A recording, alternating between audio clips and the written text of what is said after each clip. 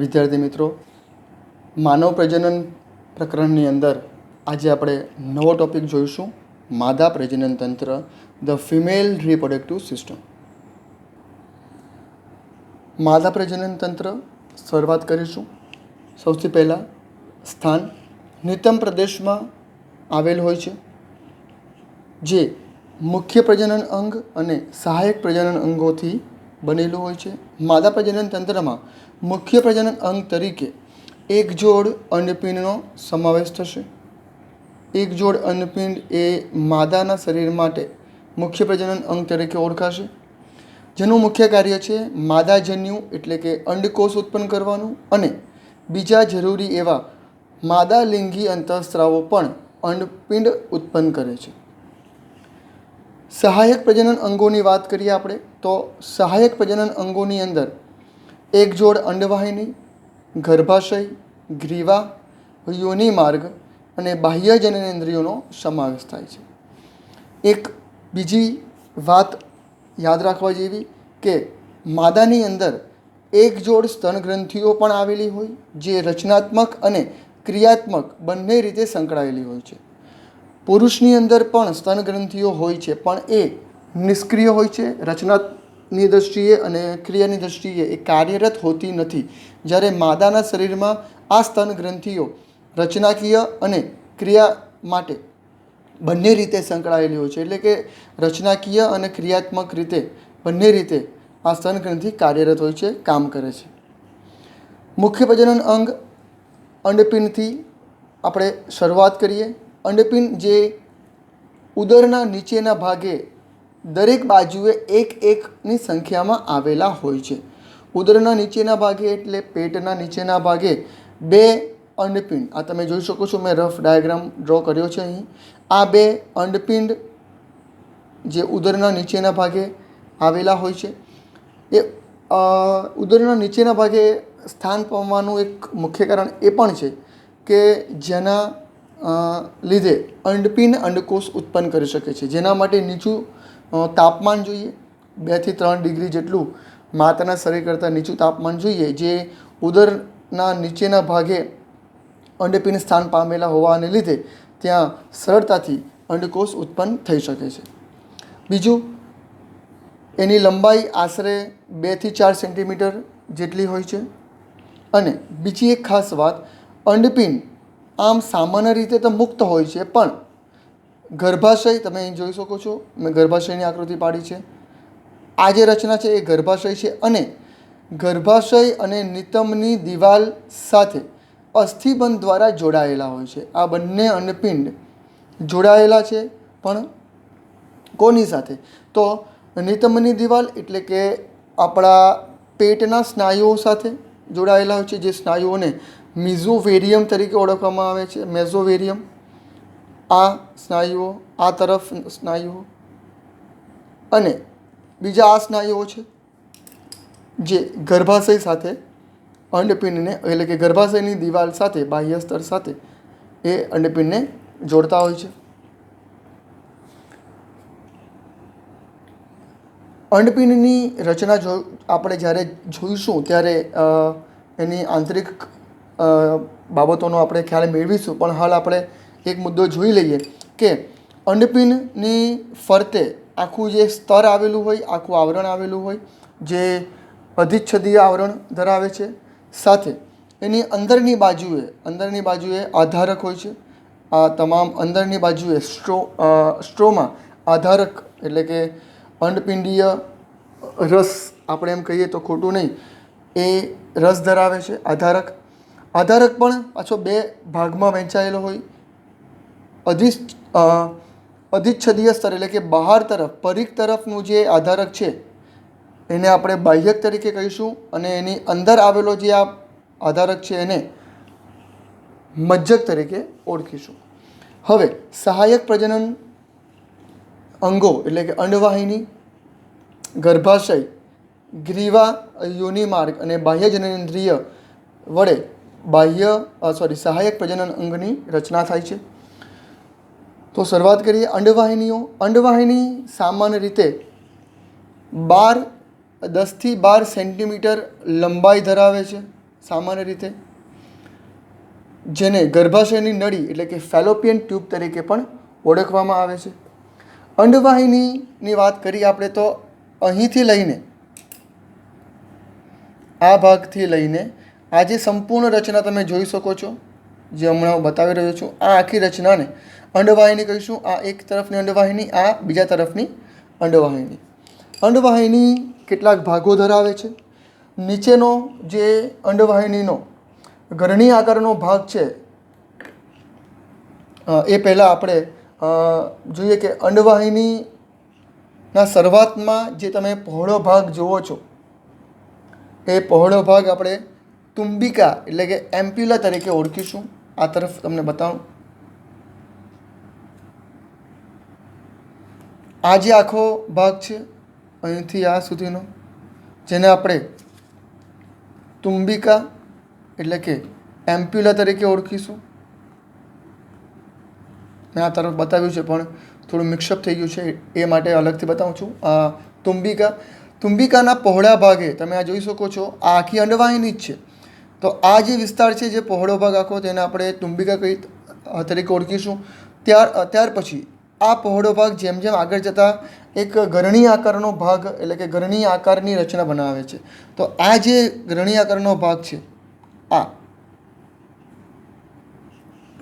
આ ભાગને આપણે અંડવાહિની નિવાપ તરીકે ઓળખીશું.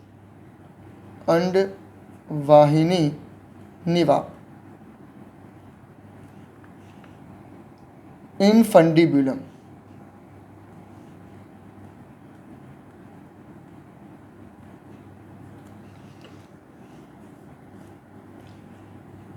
આ વિસ્તારને આપણે એમ્પ્યુલા તરીકે ઓળખીશું. તુંબિકાના છેડે જે પહોળો ભાગ જોવા મળે છે એને અંડવાહિની નિવાપ એટલે કે અંડવાહિનીનો છેડેનો ભાગ, જેને આપણે અંડવાહિની નિવાપ તરીકે ઓળખીશું, જે પહોળો ગરણી આકારનો ભાગ છે. હવે અંડવાહિની નિવાપની કિનારી તમે જુઓ તો એની કિનારી ખાસ આંગળી જેવી રચના બનાવે છે. આ આંગળી જેવી રચના સતત હલનચલન કરતી રહેતી હોય છે. આ આંગળી જેવી રચનાને આપણે ફિમ્બ્રી તરીકે ઓળખીશું.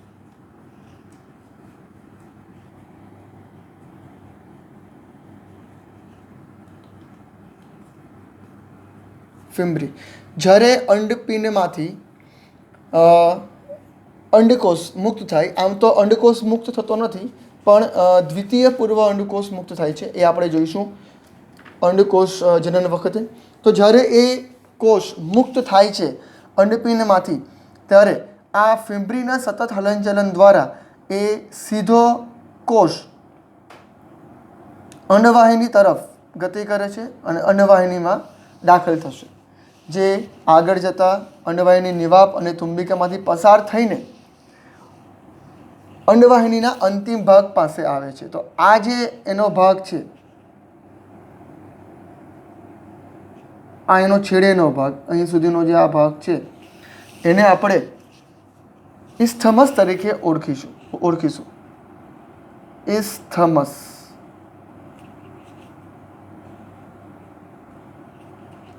ઇસ્થમસ જે અંડવાહિનીનો છેડેનો ભાગ છે, જેના દ્વારા એ ગર્ભાશય સાથે જોડાણ પામે છે, એટલે કે ગર્ભાશયમાં ખુલે છે.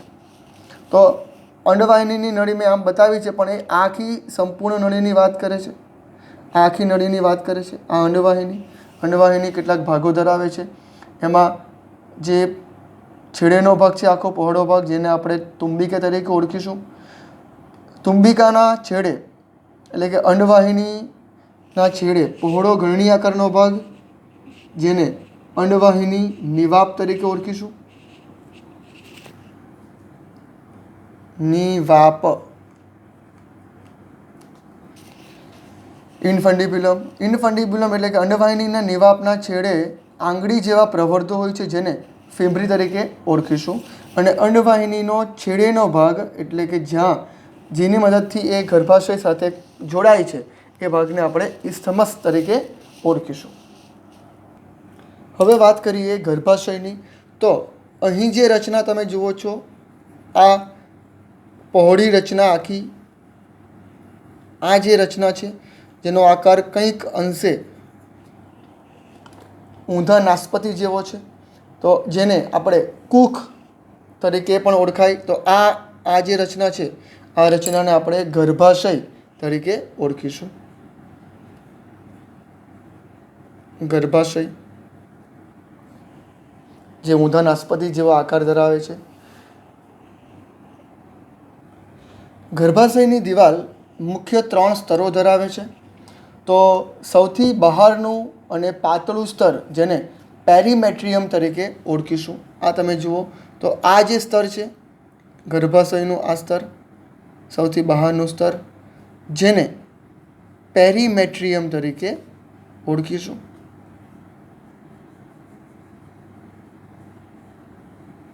જે પાતળું સ્તર છે, તો આ સ્તરને આપણે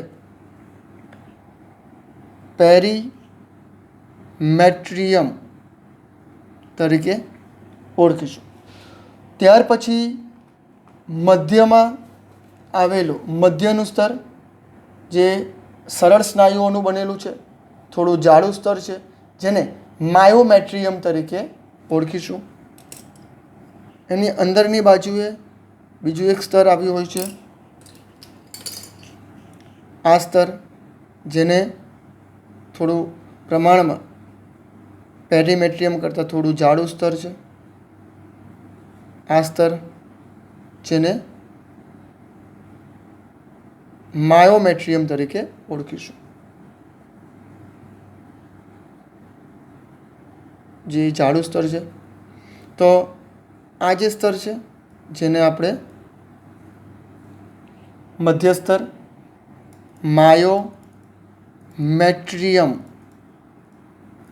તરીકે ઓળખીશું. અને તેની અંદર ગ્રંથિમય સ્તર જેને એન્ડોમેટ્રિયમ તરીકે ઓળખીશું. એની અંદરનું સ્તર જે કંઈક અંશે આ રીતે રચના ધરાવે છે, જ્યાં જ્યાં ગર્ભનું સ્થાપન થાય છે. ગર્ભાશયનું સૌથી અંદરનું સ્તર, આ સ્તર જે છે, આ સ્તરને આપણે એન્ડોમેટ્રિયમ તરીકે ઓળખીશું. એન્ડોમેટ્રિયમ.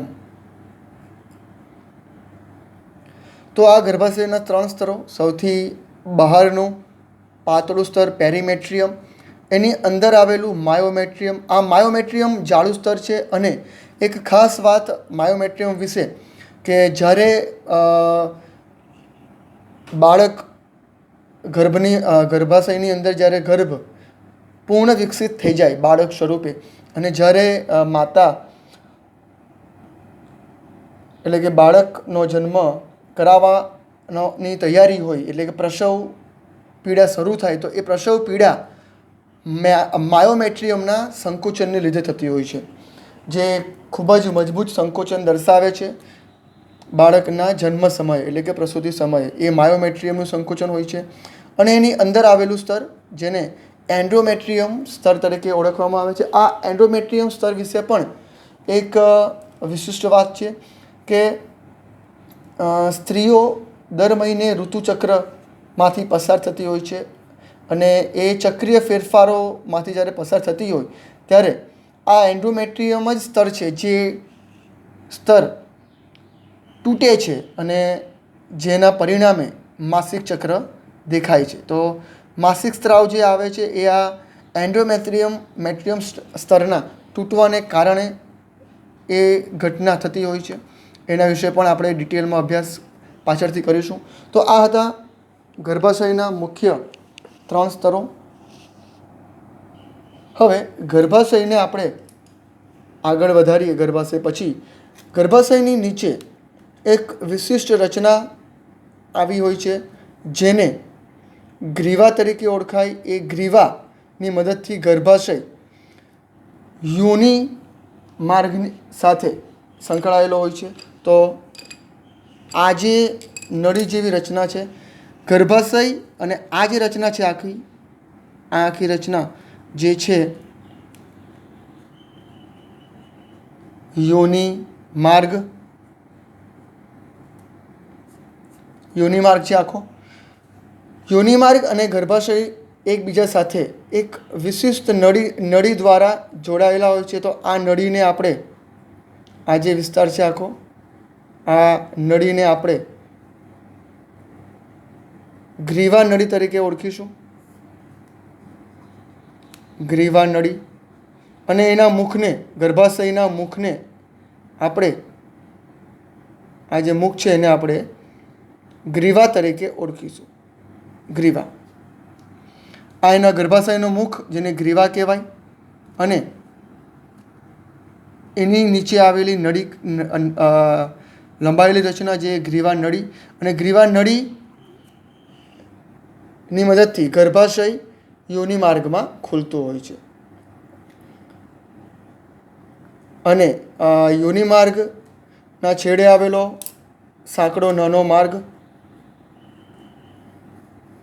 આ માર્ગને યોનિ દ્વાર તરીકે ઓળખીશું. યોનિ દ્વાર. બીજી એક ખાસ વાત કે ગ્રીવા નળી જે છે, આટલો વિસ્તાર જે છે ગ્રીવા નળીનો વિસ્તાર, આ જે વિસ્તાર છે એ યોનિ માર્ગ સાથે ભેગો મળીને બાળકના જન્મ માટેનો માર્ગ જન્મ નળી બનાવે છે. એટલે કે આ જ માર્ગે બાળકનો જન્મ થતો હોય છે. તો એને આપણે જન્મ નળી તરીકે પણ ઓળખીશું. એટલે કે એમ કહી શકાય કે ગ્રીવા નળી યોનિ માર્ગ સાથે જોડાઈને, આ ગ્રીવા નળી યોનિ માર્ગ સાથે જોડાઈને જે માર્ગ બનાવે, જે નળી બનાવે, એને જન્મ નળી તરીકે ઓળખીશું. બર્થ કેનાલ તરીકે આપણે એને ઓળખીશું. બીજી એક નાની વાત કરવાની રહી ગઈ. યોનિ દ્વાર પાસે એક નાનો પડદો જોવા મળે છે. એક કલા, એક આવરણ જોવા મળે છે જે યોનિ માર્ગનું મુખ બંધ રાખે છે. એ પડદાને આપણે યોનિ પટલ તરીકે ઓળખીશું. એ કંઈક અંશે આ જગ્યાએ જોવા મળે છે. તો અને આપણે યોનિ પટલ